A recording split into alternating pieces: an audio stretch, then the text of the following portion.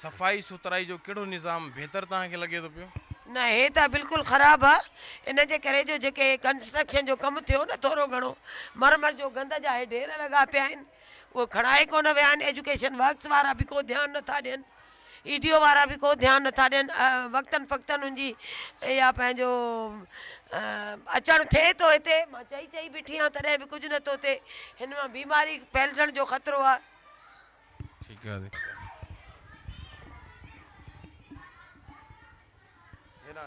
करण लाइ पर ॿ हुया, पहिरियों हिकिड़ो कॉन्ट्रेक्ट ते लाहे छॾियऊं ऐं हालांकि उनजी पोस्ट बि वेकेंट हुई, SNE बि मां वटि आहे, पर पंहिंजे कमाई खाइण जे लाइ उन्हनि खे लाहे घर विहारे छॾियऊं।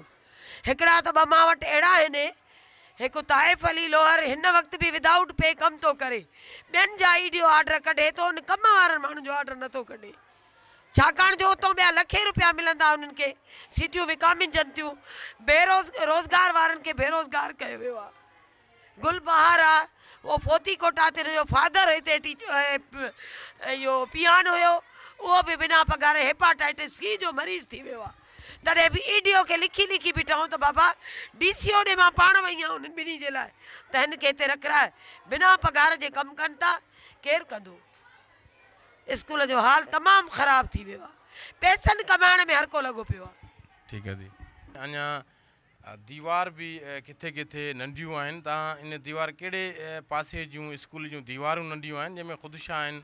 हे जेका DO ऑफिस ॾे, DO एलिमेंट्री ॾे तरफ़ आहे न, इहो नंढड़ी आहिनि भितियूं, इतां माण्हू अक्सर चढ़ी बि था अचनि इम्तिहाननि जे ॾींहंनि में ख़ासि करे। ॿियो छोकिरियुनि वञण जो हितां बि ख़तरो आहे, जेको हाफ टाइम करे छोकिरियूं निकिरी वञनि, पोइ उन लाइ बि मां ॾाढो परेशान हूंदी आहियां। महिरबानी करे इहे जेकॾहिं गवर्नमेंट मूंखे मथे कराए ॾे त ॾाढो सुठो। ॿियो चौधी वारी बि जी बि हालति ख़राबु थी वई आहे, उतां बि जा बजाए गिथा ठहिया पिया आहिनि, कुता टपी था अचनि ऐं स्कूल टाइम खां पोइ चोरीअ जो बि ख़तरो आहे।